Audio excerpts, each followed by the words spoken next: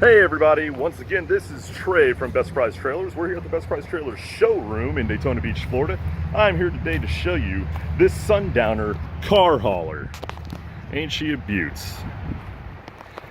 The tongue is covered with the ATP. It has a 2 5/16 inch coupler with a top line tongue jack.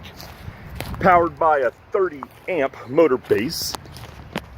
If you look on the side here, we see that it has a premium escape door.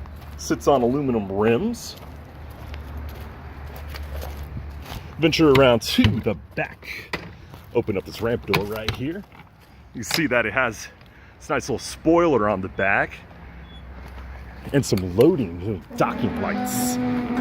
All right, ATP covering on the ramp right here. We got an extension flap.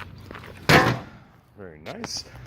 D-rings, extruded aluminum floor, removable wheel well for the premium escape door, interior upper and lower black aluminum cabinets. We have receptacles on the inside. One of them is GFI protected. Flush lock on the side door.